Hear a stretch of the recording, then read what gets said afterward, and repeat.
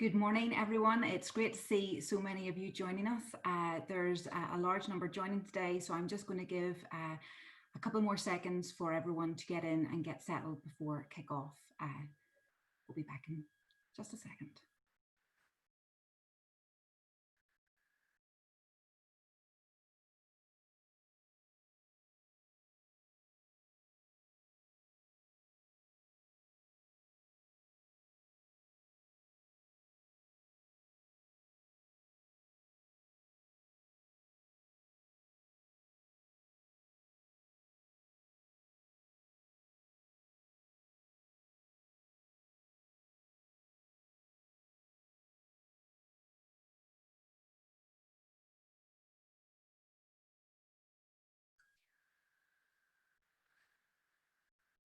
Good morning again. Thank you for joining us this morning. My name is Caroline Preston and I would like to welcome you to today's InterTradeIreland webinar, where we will be discussing all things health and safety in terms of government guidelines that have been put in place in Ireland in response to COVID-19. We'd encourage you to make the most of today's session by putting your questions to our panel. You can do this at any time by typing them into the Q&A box found at the bottom of your screen, and then I will put your questions to our experts after today's presentation in our live Q&A.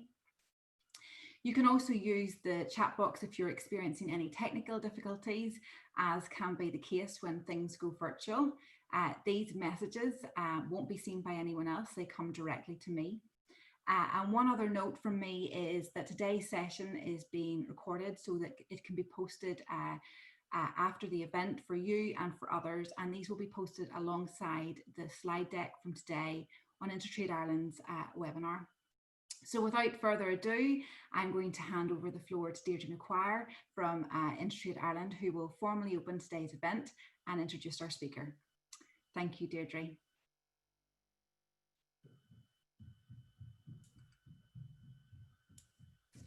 Thank you, Caroline, and good morning, everybody, and thank you so much for joining us. I really appreciate that you've taken time out of your day. I know time is precious, and so thank you very much. I know you're going to get a great bit of guidance today, and the information is going to be really helpful to you, and I look forward to it myself. I just wanted to say thank you to Deirdre Lynch from Byrne Wallace Law Firm, who will be taking us through all of the guidance today, and also to Rosemary Connolly, solicitors, who will be here for the Q&A as well. So thank you so much on behalf of InterTradeIreland. We do have supports to help you navigate through the COVID issues.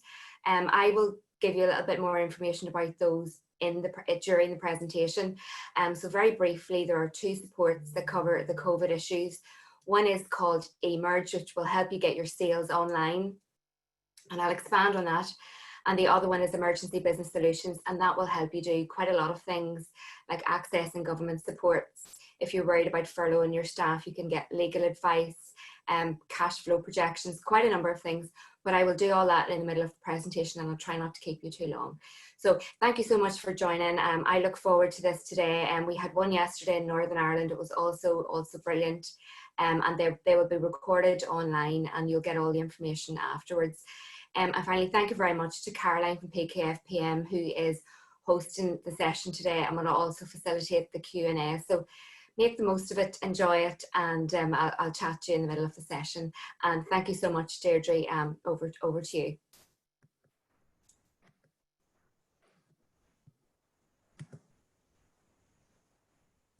Hello, everyone. And first of all, thank you very much to InterTradeIreland for the opportunity to speak with you today about all things health and safety. For those of you who have been in the process of reopening your workplaces, or indeed who are open, you will appreciate that there is a huge amount of information out there. I'm only going to skim the surface of it, but I'm going to point you in the right direction as to where you can find useful information, useful checklists, and very user-friendly information. I think as someone once said, to succeed, all you need is a plan and not quite enough time. And I appreciate that you may be feeling somewhat bombarded by information at present, and I hope that I can help with that. So just to move on to the first slide. I'm just having a little bit of difficulty moving along. There you go, Deirdre. And technology and myself do not agree. To begin with, health and safety requirements, and I suppose the first point to note is, even though there has been a huge amount of new information and new guidance introduced, the very starting point in all of this is the Safety, Health and Welfare at Work Act 2005. And that imposes a range of duties on employers and indeed on employees with regard to employees' health and safety in the workplace. So the general overarching obligation on an employer is to ensure, so far as is reasonably practicable, the safety, health and welfare at work of his or her employees. And as I think Rosemary Connolly, when she was speaking yesterday on the position in Northern Ireland and talking about that particular duty, she made the point that, look, you're not expected to spend £1 million or €1 million in satisfying that duty, but it is nonetheless an important duty and quite an onerous one. There are a specific other duties imposed on employers. So the overarching one is to ensure, so far as is reasonably practicable, the safety, health and welfare at work, but there are various other sub-duties to that. And I think it's important to bear in mind that the duties are not only imposed, the statutory duties here are not only imposed on employers, there's also a duty on employees to take steps to ensure their own safety, health and welfare at work. And that reciprocity of duty is very much reflected in the Return to Work Safely protocol. This was published a number of weeks ago, and it is quite a detailed document. A few points to note: it imposes a number of mandatory duties on employers. And that's very important to bear in mind, because if you are in a position in the future where, for instance, there is litigation arising out of something you allegedly did or didn't do in the context of the current pandemic, non-compliance with the mandatory duties prescribed in the protocol will certainly not assist you in defending that type of claim. The other point to note, I think, is that the Health and Safety Authority, which is the regulatory body, is monitoring employers' compliance with the various obligations set out in the protocol. And whilst there's no reports available as yet, from what I've seen in media reports, there have been a number of inspections. I think 1,100 was the last number I saw. Now, generally, those media reports have tended to indicate that the approach of the authority has been one of ensuring compliance and working collaboratively with employers to attempt to ensure such compliance with the protocol, rather than going down the prosecution route, which it would be open to the authority to do. I think an important point also to bear in mind in all of this is that there is the possibility under health and safety legislation that directors and managers could be held personally criminally responsible if the organisation breaches health and safety obligations. So that's an important one to bear in mind. But going back to the protocol, a couple of general points of note. It's a protocol not only for employers, it's a protocol for workers too. So there are obligations imposed on workers as well as employers. It describes itself as a living document. And I think that's very much in keeping with the fact that public health advice is going through a constant state of evolution. So the document will change. So it's really important that when you're preparing to reopen your workplace, or you're going through your ongoing audit of ensuring compliance with the protocol, that you're doing so by reference to the latest guidelines. It imposes a number of mandatory obligations on employers. So one of them is the appointment of a lead worker representative. And the lead worker representative's role will be to act as a go-between between employees and their employer, to raise concerns, to assist the employer in implementing measures to attempt to prevent the spread of COVID-19 in the workplace, and to monitoring compliance with the protocol. The protocol only requires one lead worker representative per workplace, But it does go on to say that ideally there should be a proportionate number of lead worker representatives. So for employers who have, for instance, various different types of department within the workplace, who may have differing needs from a health and safety perspective, you may need to think about appointing more than one lead worker representative. You're also going to be required to develop a COVID-19 response plan. Now that's something that pre-pandemic we had never heard of, obviously. The important takeaway from that point is that there is a very useful guidance document on the Health and Safety Authority's website, which I think would be a very useful starting point if you're developing your COVID-19 response plan, because the COVID-19 response plan needs to be very much tailored to your organisation and your workplace, because no two workplaces will be identical in terms of the risks presented. There's also going to be a need to prepare contact logs, and these will be used for contact tracing purposes, and the preparation and issuing of a pre-return to work form. Now that's obviously a new document. We look at that in a little bit more detail later on, but it is going to be important that you ensure that you comply with data protection laws in terms of the information that you gather in the context of that pre-return to work form. Various forms of training are set out and required by the protocol, and we'll look at those later. And then there are various prevention and control measures. So what about PPE? I suppose the first general point to note here is that, leaving the pandemic to one side, your workplace, you as an employer, may already be under an obligation to provide PPE to employees. So it is not a case that the protocol says you must provide PPE to all employees in the context of the pandemic. It's not as blunt as that. There is a reference to PPE in terms of suspected cases. So if, for instance, there is a suspected case of COVID-19 in the workplace, then the employer should provide, in the words of the protocol, as is reasonably practicable, PPE, such as gloves and masks to the person who may be infected. In more general terms, the protocol makes clear that PPE shouldn't be used as a substitute for various other infection and control measures, such as good respiratory etiquette, hand washing, and social distancing. So really, whether or not you're going to need to put in place PPE for your workplace will depend on your risk assessment of your workplace and the extent to which you can undertake other infection control measures, which might obviate the necessity to have any PPE. Of course, if you identify a need to put in place PPE, then you need to provide training, and you need to ensure that the PPE is clean and inspected and maintained and so on. And just to move on, I suppose, to look at managing change and employment concerns.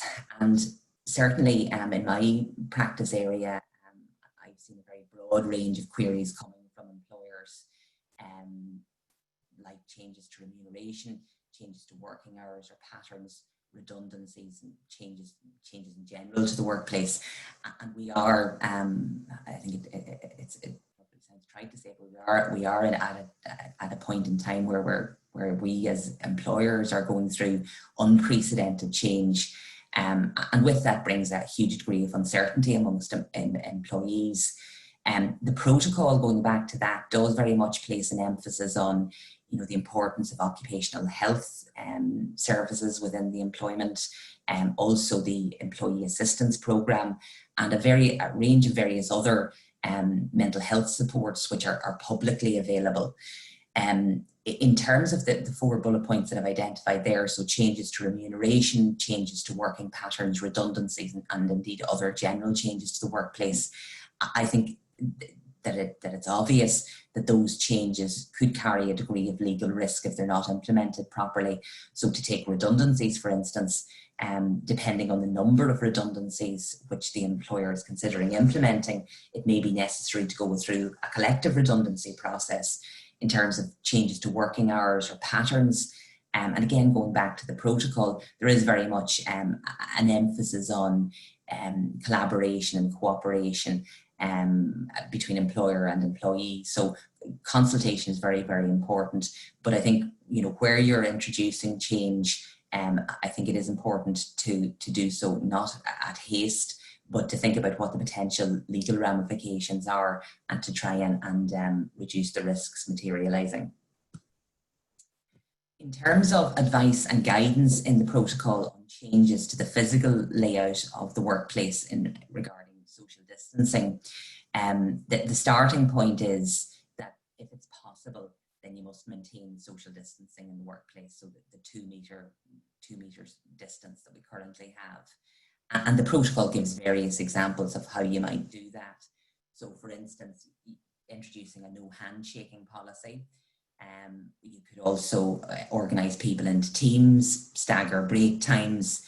Canteens obviously are a place where people congregate at quite close quarters. So you need to think about how you reorganise your canteen facilities, your break facilities. Do you introduce card payment methods? A range of measures are set out in the protocol, which will assist you in trying to maintain that physical distance. Now, the protocol is realistic, and it goes on to make clear that the 2 meter work separation might not be possible in every workplace. So it gives alternatives then where it's not possible to have that 2 meter work separation. So, for instance, installing physical barriers of the plastic variety that, if someone were to sneeze, that the droplets couldn't permeate the barrier, maintaining a distance of at least 1 meter, if that's possible, minimising any direct worker contact and providing hand washing and hand hygiene aids, and then making face masks available in line with public health advice. Now, that's a phrase that recurs in the protocol in relation to a number of the measures. So the protocol isn't saying you must make face masks available. It's saying you should make them available in line with public health advice. And the public health advice at the minute is not, outside of a healthcare setting, is not such that face masks have to be made available, albeit that face coverings should be worn on public transport and in other areas where you cannot maintain the 2 meter distance. So in terms of staff returning to work disclosing symptoms, this is certainly a very significant concern for employers. But I think the starting point is that this situation should not materialise if both the employer and the worker comply with the protocol. So the protocol, as I've said earlier, imposes not only obligations on employers but also on workers. And in this regard, one really important obligation which is imposed on both is on the employer side to issue a pre-return to work form, and on the employee side to complete that pre-return to work form. So the employer is required to issue a pre-return to work form for workers to complete at least 3 days before their return to work. And it must ask the worker a number of questions. So has the worker displayed symptoms of COVID-19 or had symptoms in the past 14 days? Has the person been diagnosed with confirmed or suspected COVID-19 in the past 14 days, or been a close contact of a confirmed or suspected cases, or been advised to self-isolate or cocoon? And if the worker answers yes to any of those questions, then the worker should seek and follow medical advice before returning to work. And workers need to self-isolate. They're obliged to self-isolate at home and contact their GP if they have any symptoms. So if there is compliance with the protocol, you shouldn't have a situation where someone reports back to work displaying symptoms, because if both the worker and the employer have complied with their obligations, then that situation should not materialise. Now, obviously, you can't rule out the possibility that someone may develop or display symptoms during the working day. So you could complete the form as a worker, you may have no symptoms, and you may report to work on a given day and develop symptoms. And in that regard, the protocol makes very clear that you need to develop a response plan to deal with suspected cases that materialise during the working day. So to take a practical example, if a worker were to display symptoms, the worker needs to report that, but the worker needs to know who to report it to. So the response plan needs to set out a structure. What manager do you report your suspected case to? Who is the appropriate manager to deal with those cases? You need to have an isolation area or areas, because of course more than one person could develop symptoms during the working day. Ideally, the isolation area should be behind a closed door, and as is reasonably practicable, you need to provide ventilation, tissues, hand sanitizers, PPE, masks, etc. The protocol also outlines in some detail the kinds of steps that you must take if a worker does display symptoms during the working day. So you need to isolate the person. There needs to be a procedure in place to accompany that individual, obviously maintaining the 2-meter distance, to bringing that person to the isolation area. You should be providing a mask to the person who is displaying symptoms. You should be assessing then how you did kind of, is the person well enough to go home? The person must obviously not travel on public transport. You need to implement measures to obviously clean the area after the person has exited the workplace, and conduct an assessment and develop it to determine rather if there are any follow-up actions required. At this point, I might just hand over to Deirdre. The other Deirdre McGuire, she talked at the start, and just to take a little break before we move into data protection, she talked about the various supports which are available. So I'm just going to give you a little break from health and safety for a few minutes and let Deirdre talk to you about those supports. Thanks very much, Deirdre. So listen, there's so much information for businesses to learn. It's all in the new space, so I can imagine it must be really difficult at the moment, but also to know that there is support there is kind of something that's really important. So I won't keep you too long, but I just wanted first of all to mention about InterTrade Ireland as a cross-border body here to help the SME. We've got lots and lots of supports which aren't particularly developed for COVID. Today I'm going to focus on the COVID supports, but before I do that, so the InterTrade Ireland supports will go through sales, they'll go through innovation, public procurement, funding advisory services, trade and Brexit. And we've lots of information. Almost a little bit of it is being tailored around COVID, but our programs are running and you'll find it all on the website. Today, I just wanted to focus on the 2 COVID supports that we have. And I really hope that if you haven't used these, I would encourage you to do so if you can, because a lot of businesses are and have got some really good value from them. The first one is called eMerge, and this is it's a support of £2,500 that will help you get a consultancy advice into your business, and basically it will help you get your sales online. So they look at things like search engine optimization, and there's kind of like a whole list of things that they could look at for you depending on where you are with your business, how you manage your website, you know, the whole area of e-commerce, online payments, billing, security, quite a lot of things. But these supports are subject to criteria as well. So I should mention that to you as well. You will need to be an SME and a cross-border trader, and also they will be supported in the manufacturing and tradable services area. So if you're in that space, I would encourage you to have a look at them, and all of the detail will be sent out after this session. The other support that we have is called Emergency Business Solutions. And this again has been really, really valuable for businesses, and it covers lots and lots of things. So for example, if you are looking to do a cash flow and you want to project further on out, you can help and get the support and the consultancy advice to do that for the value of £2,000. You can use it if you're worried about furloughing your staff and you really don't know what to do with the contracts and you want a legal expert. You can, if you've COVID related legal issues, you can use it for that. You could also use it to analyse your supply chain if it's impacted by COVID. You can also use it if you want to reposition your business strategy and you want to have a look at going in a different direction or change in production. You'll be able to use a little bit of the support to do that. And also with health and safety. So if you have all the information and you go, right, is it right? Am I doing the right thing? What can I do better? Do I need to do a little bit of training? We will try our best to incorporate that into the supports for you as well. So let us know what we can do to help, and we'll tailor our supports, but health and safety will be an option for you as well. And I also wanted to say, obviously, as a support body, we are adapting to COVID as well, just like businesses. And so if there are things that you see and you're experiencing in the business world, and you think, well, you know what, we really need a little bit of support on that. We need a webinar, or we need some more information, or potentially some kind of incorporation into the supports, please let us know. We will consider all of these things. And our goal is to do our best to deliver the best for you. So that's the two InterTrade Ireland supports. All of this information will be fed out after the session. It will be by email. covidsupport@intertradeireland.com is the email address, but we'll send it all out to you anyway.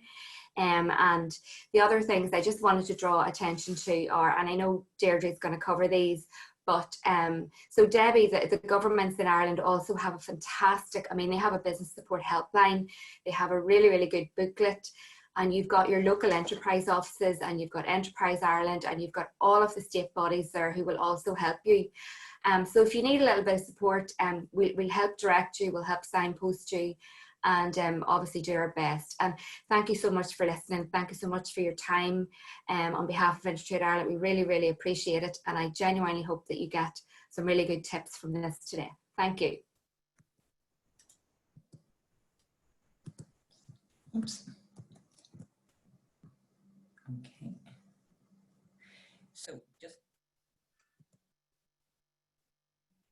now back again. Thank you very much, Deirdre. In terms, just to look at very briefly at the data protection implications arising from compliance with the protocol.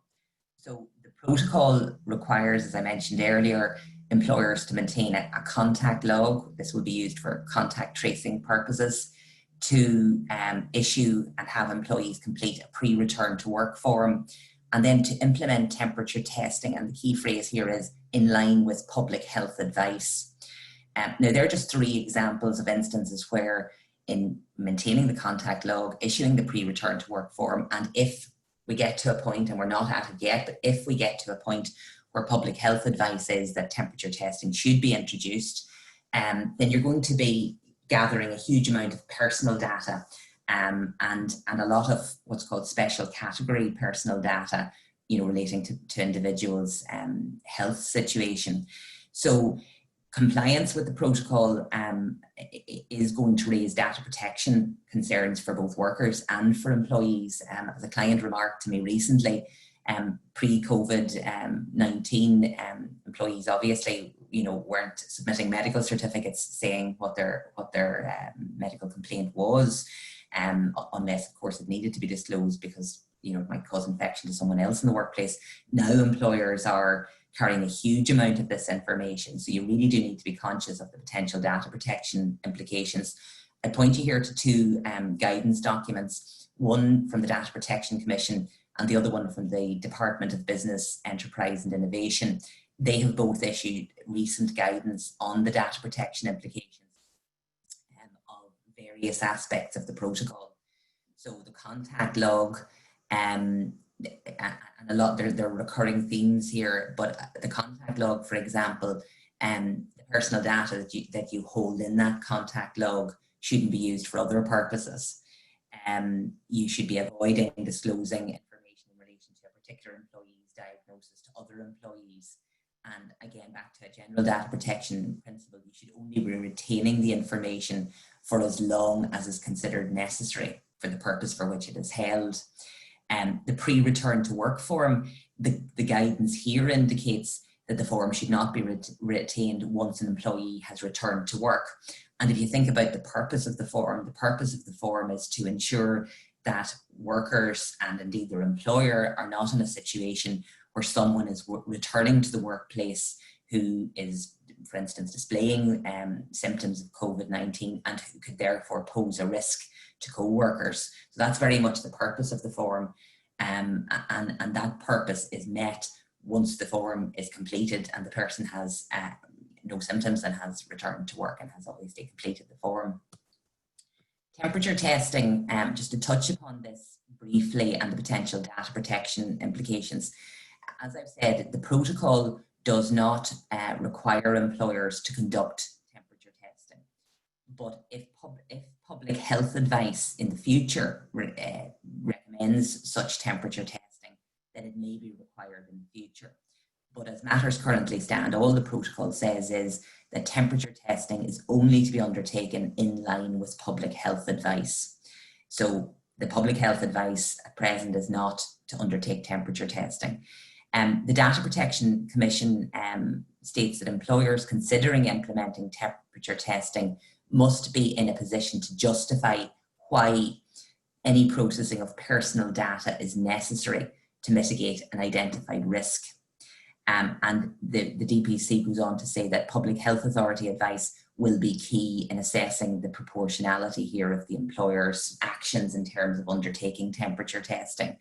And also you do need to bear in mind that you might need to undertake a data protection impact assessment if you're going to undertake temperature testing. So I suppose in summary on temperature testing, if you're going down that road, you will need to take advice, because you will, there could be data protection, there would be data protection implications, and you don't want to fall foul of those. In terms of templates and plans and guidance, and this is a question which we get a lot. Is there a template out there which can just solve all of my problems, because I'm bombarded by information and I need a good guidance. In terms of risk assessments, there is general guidance on the Health and Safety Authority's website. So there is a general guide there to risk assessments and safety statements. And I would urge you to consult that.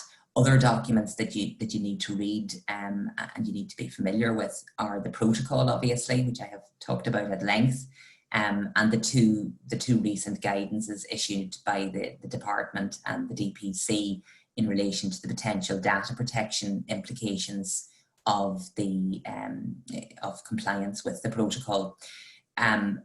Apart from that, those guidance documents, there is extremely useful guidance available on the Health and Safety Authority's website.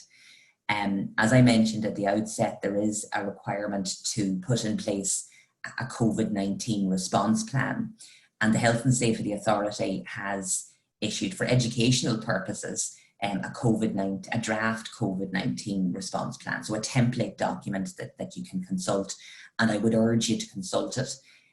It is very useful, it's very user-friendly, it's written in very clear and plain language, and it is a very useful document. Very, very helpfully also, the Health and Safety Authority has published a number of checklists. When I read the protocol initially, it struck me that there are so many obligations imposed on employers, and indeed obligations on employees, that it is difficult to keep track of what those obligations all are. And that is a huge challenge, because obviously if there is a huge number of obligations to comply with, you need to be in a position as an employer where you're able to set out those obligations, assess whether you have taken the necessary steps to comply with those obligations, and if you haven't, to thereby identify additional steps which you need to take in order to ensure compliance. And the checklists published by the Health and Safety Authority are extremely useful. They're very detailed, but they're very user-friendly. They're set out in question format, and as a starting point in reopening and taking steps to reopen your business, those would be very, very useful, because of course, again, going back to the protocol, the general position in the protocol is, if you're an office worker and you're not doing essential work, and it's possible to work from home, then you should continue to work from home. So that is very much the position as matters currently stand. So for a lot of businesses listening, you're probably in preparation mode in terms of reopening your workplaces. These checklists, I think, will be very, very useful. In terms of the health and safety policy and assessing that and amending it in respect of COVID-19, as you'll probably be aware, under the health and safety legislation, an employer is required to have what's called a safety statement. So it's not a health and safety policy, it's called a safety statement. So in a nutshell, that sets out the risks and hazards and what steps are going to be taken to address those risks and hazards to attempt to eliminate them or to reduce their impact. It is beyond question that compliance with the protocol will necessitate the implementation of a very broad range of measures by employers. So not only measures which will be very obvious from a physical inspection of the workplace, but also measures like changing working patterns, changing break times, all of that. So there are going to be huge changes needed. And if there's a change in work activities, then employers need to update their risk assessments, and they need to undertake appropriate risk assessments. And I think it's likely that employers will also need to update their safety statement. So that's another job of work, so to speak, that needs to be undertaken in the context of ensuring compliance with your health and safety obligations. In terms of training, various forms of training are set out in the protocol. I mentioned way at the very outset a new type of role, and that is the role of the lead worker representative. The lead worker representative or representatives must be provided with, in the words of the protocol, necessary and relevant training. Now, there is no further detail in the protocol as to what is necessary and what is relevant. I think that therefore it will be very much a case of, you as an employer looking at, well, who is my lead worker representative? What is her or his level of knowledge and expertise, if any, of health and safety matters, and what sort of training do I need to provide in the context of the protocol to ensure that the person can carry out her or his role as the lead worker representative. There is also, and this is a really important one, there is also a requirement to conduct COVID-19 induction training. Now, when you hear the phrase induction, you instinctively think new employee entering the workforce. But this COVID-19 induction training must be provided to all of your workers, so your existing employees. There is a list in the protocol as to what should be included in that induction training. So matters such as the latest up-to-date public health advice, details of how the workplace is going to be organised, a summary of your response plan in the context of COVID-19, identifying points of contact, and so on. So, it is important to ensure that you conduct that training, but you're going to obviously need to plan what form that training will take for your workplace. But there are certain matters which at a minimum need to be covered. And then advice and training needs to be provided in relation to how to perform hand hygiene effectively.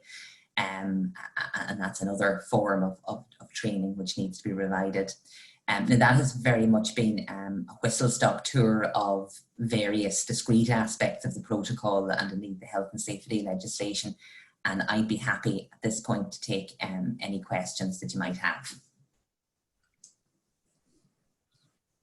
Thank you so much, Deirdre. So much information to take in. It's a minefield. We have a lot of questions coming in, so we're going to get straight to that, and I'm going to invite Rosemary Connolly from Rosemary Connolly Solicitors to join us on the screen. She will be able to answer any questions that you may have from a Northern Ireland perspective, and if you have operations up in Northern Ireland. Also joining us is Deirdre McGuire. She's returning back to the screen from InterTradeIreland in case you have any questions in relation to the financial supports available.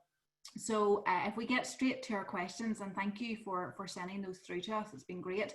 If we head straight over to Orla.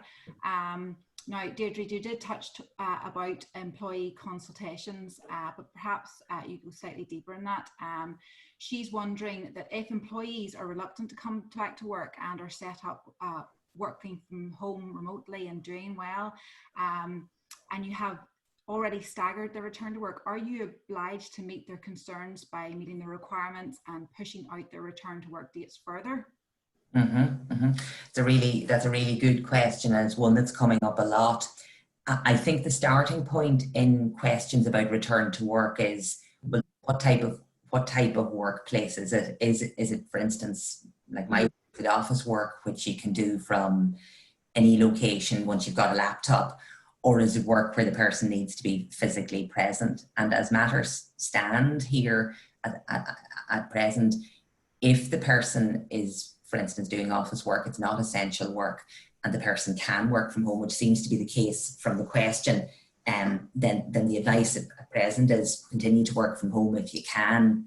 Now, as things open up and as things change, then I think employers are going to be confronted with difficulties in terms of who returns to work, because there are going to be all sorts of issues around matters such as, workers who are in vulnerable categories, workers who have childcare issues, some workers who wish to return to the workplace prematurely.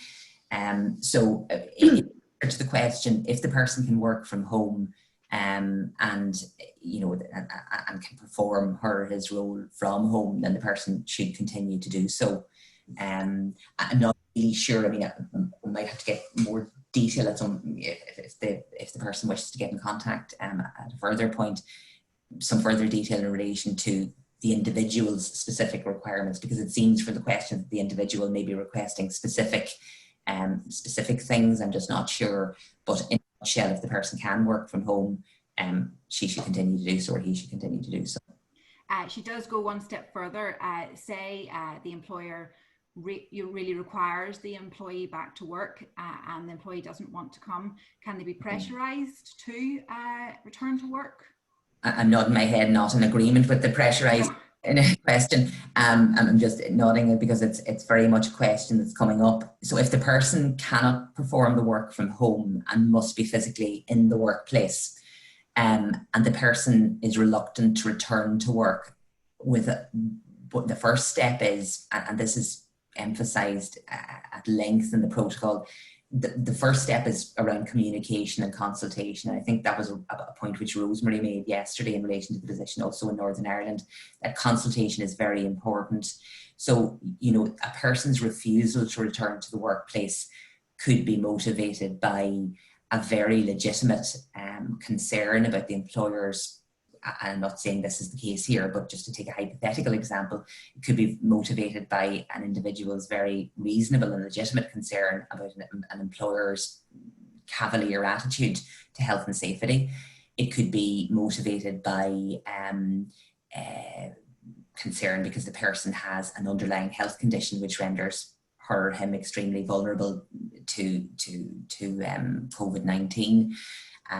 So it could be motivated by childcare issues. So there could be one of a range, and I think it's very important for the employer to explore what the reasons are, to consult with the employee and to attempt to find a workable solution.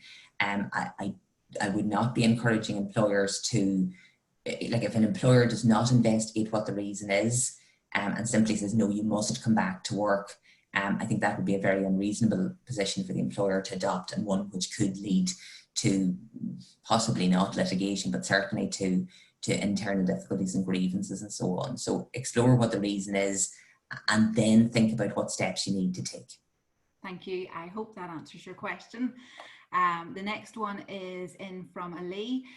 If workers cannot maintain the 2 meters distance and physical barriers are not an option, we have them currently wearing masks, but do they need to wear face screens as well?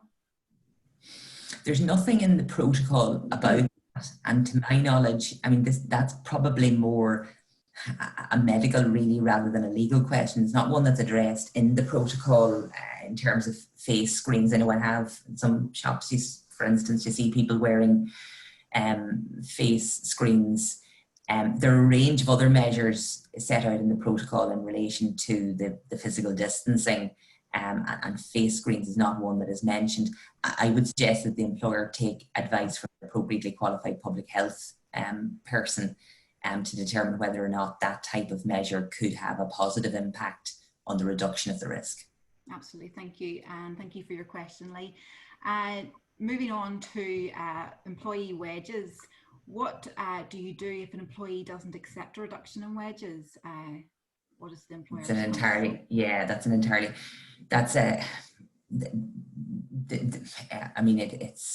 under the Payment of Wages Act, just in a nutshell, under the Payment of Wages Act, if my salary is X thousand euros and my employer decides to unilaterally change my salary to reduce it, that's a breach of the Payment of Wages Act, unless I've given my written consent. And assuming, which seems to be the case here, that the person has not given written consent, it would be open to the person to take a claim under the Payment of Wages Act.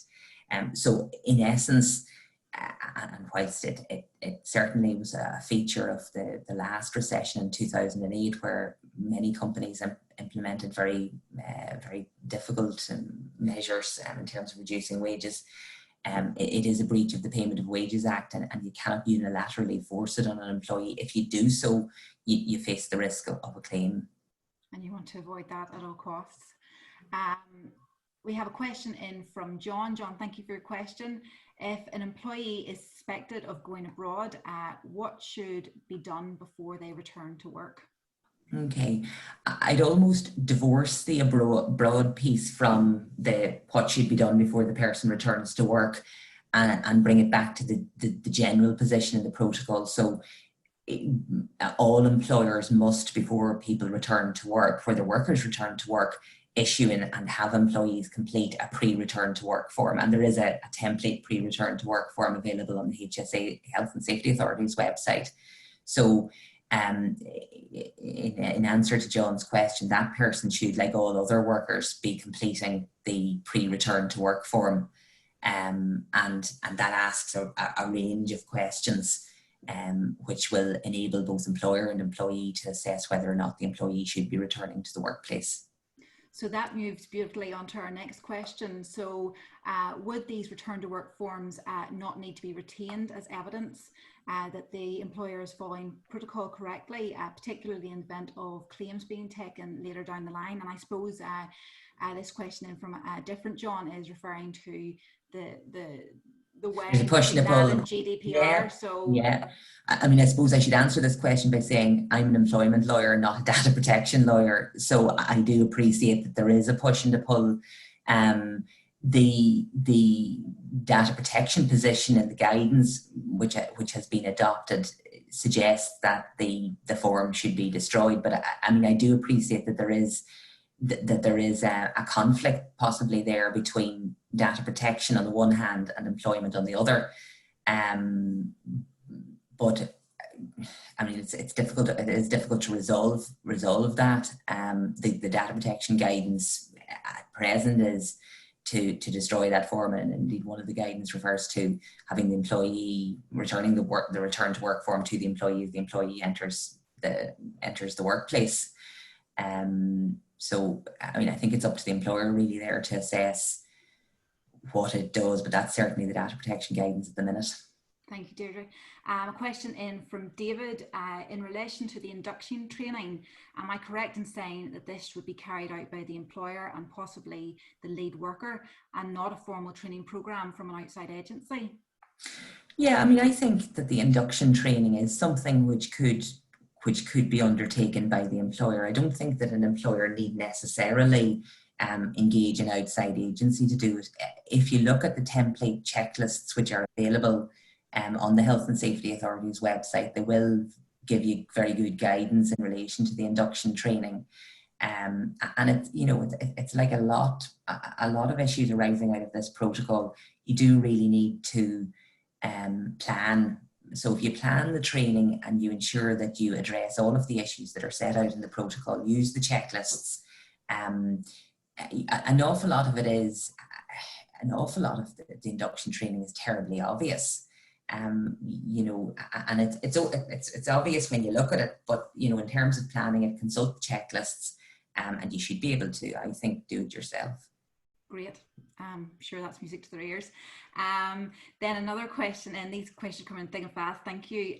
If an employee has been on holidays, but in Ireland, not abroad, do the forms have to be completed? Do the return to work forms need to be completed during the absence of the employee? Yeah, the protocol talks about completing the pre-return to work form at least 3 days before the return to work. So I think, just to take an example, if you had someone who was absent from the workplace on annual leave for a period of time, I would be asking them to complete the pre-return to work form in that scenario, yeah. Brilliant. Next question is your employee's permission to keep the form. Is that something that would cover that base that we were talking earlier? And also the supports to help with the planning with that. Maybe Deirdre McGuire, could you come in on that area? Yeah, thank you so much. It strikes me there's so much to remember here, and if you're a business and you're really worried and you are able to apply for the supports, absolutely send an application through and we look at it. You know, obviously you can do it yourself. It's almost like it makes me think of Brexit, almost like you can do some of these things yourself, but also to have the expertise and the advice to keep you on the right path is a benefit. So yeah, it's just all. Absolutely. And back to Deirdre Lynch, in terms of asking employees permission, would that cover that, keeping the forms? Yeah, I mean, I think, again, I suppose just come back, I'm an employment specialist and I don't practice as much in the area of data protection. I think consent in the context of an employment relationship is not viewed very positively, given that, you know, me giving my consent as an employee, the view is that there's a kind of an inequality of position between employer and employee. So that's a specific data protection point that I just wouldn't be in a position to answer. No problem, no problem. Paul, thank you for your question. I have an employee who's planning on permanently working from home to take advantage of relocating to a cheaper property.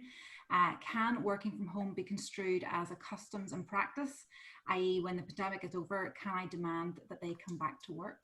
This is going to be, I think this is going to be a challenge for a lot of employers. I mean, the person will have an employment contract. The contract will have a place of work.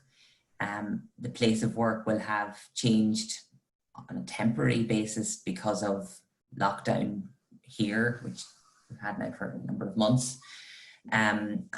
I would focus more not on the custom and practice point, but on the how are you going to get the person to come back physically to the workplace point, because I think that's going to be the real focus. It will depend very much on the nature of the job. I mean, there are huge advantages to being physically in a workplace as opposed to out of the workplace. So I think really the key point there will be consultation with the employee. If the employee is employed to work, for instance, let's just say in Dublin, and the employee has been facilitated in working from home because of lockdown, that doesn't mean to say that the employee has a contractual right to work permanently in where I am now in Donegal, as opposed to in Dublin. But I think a degree of consultation will be necessary there with that staff member to ensure a return to work. But it's certainly not up to an employee to decide, well, I've changed my place of work now. Instead of working in Dublin, I'm going to work in Donegal. Okay. Another question is in relation to, I suppose, the contact tracing and the cleaning.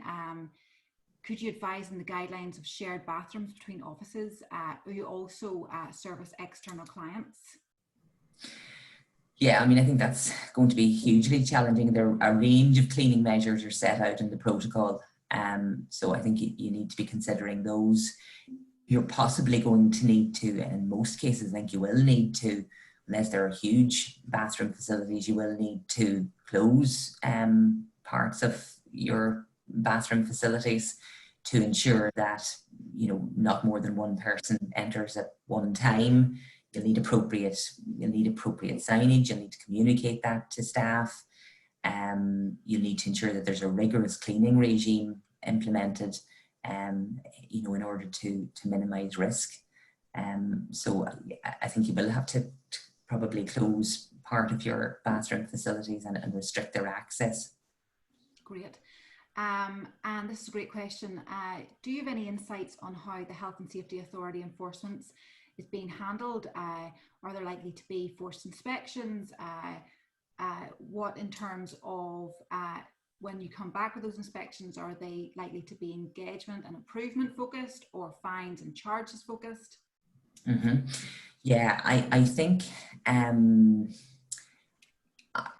the approach which the authority has adopted to date, certainly, insofar as that has been parsed and analysed in the media, has been one of attempting to ensure that employers comply. I think there is a realism within the authority that, employers have been bombarded and bamboozled by information. There's a huge amount to absorb in the protocol, and it's very, very detailed. And I think that the approach of the authority, and this is the approach that they generally take in my experience, where they come, they've very far-ranging powers under health and safety legislation, so they can turn up and do an inspection. They can issue improvement notices. They can even close your workplace by seeking an injunction from the High Court. So they've got very, very wide-ranging powers, and prosecutions in some cases. So, but the approach of the authority tends to be to encourage compliance, to support employers in complying, to give guidance, rather than to act as prosecutor, if you like, and to try and impose fines and so on, and to punish employers. So, and I think that's the approach which they've been adopting to date. Thank you so much, Deirdre. I think we have a time for a couple more questions, because they are still coming in quite fast. Deirdre, there's one in here which says about cleaning touch points. So within their employment area, they are cleaning touch points about once a day, and then they have cleaners in twice a week. Are there any guidelines is that enough? Now they are keeping logs of every time this is done. Yeah. I mean, I think just in terms of the keeping logs, and again, this is a point that I know wasn't in the context of keeping logs, but a point that Rosemary made yesterday was around, the importance of documenting what you're doing. And I just make that point at a general level. I think it's really important that you document everything that you're doing, and that you retain appropriate records. And hopefully you won't, but if you need them in the future. But in terms of the cleaning, there is specific guidance in the protocol, so that should be consulted. Also, I would suggest that the person look at the Health and Safety Authority's website and the checklist that's set out there, because it deals with cleaning and disinfecting. That's great advice. The next question's in from Claire. Claire says, so after returning to work, employees are then asking to take holidays abroad, but this concerns other employees. What would I do, and what are my rights in this regard? That's a really interesting, and it's a difficult one. Well, I mean, I think I go back once more to the pre-return to. You obviously, as an employer, you cannot dictate where your staff members decide to go on holiday, and in terms of they're going abroad, and they may have to quarantine when they come back, in line with public health advice. But from the employment law perspective, again, the protocol emphasises collaboration, cooperation and consultation. So concerns like that, there needs to be a channel for those concerns to be brought to the employer's attention. The employer also needs to be very careful that any employee who's returning to the workplace completes that pre-return to work form. Now, obviously, the completion of that pre-return to work form and the information disclosed in that form that information belongs to the worker in question and not to the other staff member. And you don't want to have a data breach on your hands in terms of that information. But I think in terms of the concerned worker, the employer with the lead worker representative needs to speak with that individual, find out exactly what the concerns are, and provide whatever reassurance the employer can in terms of the specific and detailed measures that the employer is taking to ensure compliance with the protocol. And one of those measures will be completion of a pre-return to work form for all staff. So I am conscious of time, so I'm going to ask one more question from the floor, and it comes through from David. It's a great question. Does the employer have an obligation to pay or support the cost of home office working if their contract states that their workplace is the office environment? This also goes for part-time working from home situations. Obviously, I do understand that hardware and broadband does need to be paid for, and I'm really talking about the cost for the home office space. Well, I suppose a couple of points on home working, just practical points to bear in mind. Given the emphasis in the protocol on home, continuing to work from home if you can, it is envisaged that home working will be normal working for quite some time. So from a general perspective, I think what employers need to do is to, again, back to the Health and Safety Authority's website, there is very useful guidance there in relation to employees who are working from home on a temporary basis. But the legal position is that if I'm working from home, that is my workplace, and my employer owes me the same health and safety duties and obligations as it would, if I were in the workplace. So there's a list of, and again, it's done in the authority's usual practical style. There's a list of the kinds of questions that employers and employees should be asking one another about the home working space. And I think those questions should be looked at and see whether they're relevant to this situation. But in terms of who pays for what, my employer's required to, just at a general level, my employer's required to provide me with the tools that I need to do my job. So in terms of my computer and so on, I think where there are going to be issues in the future will be, in relation to, the person who's, and I've heard so many people talking about things like this, the person who's in shared accommodation, who doesn't have enough space, who might be using the ironing board as a desk. I mean, there are going to be all sorts of health and safety risks and issues which may result in litigation in the future. But the starting point, I think, in that question is go to the Health and Safety Authority's website. But in a nutshell, your employer should be providing you with the equipment that you need to do your job, and that's going to depend on what the job is. Thank you so much, and thank you so much to everyone who's joined us today for your questions and words of thanks for how Deirdre and the rest of the panel have answered those questions. We hope that you found today's time useful and there's been a benefit to you. Please do feel free to get in touch with us if you want to go offline on any deeper questions and any specific questions that are related to you. You can get in touch with Deirdre McGuire and she will put you in touch with the right person who is able to help you. So really all that's left to say is thank you so much for all your time. Thank you to our panel. Thank you to our experts for giving up your time for this event. And please stay safe and stay well. Thank you for staying with us. Bye.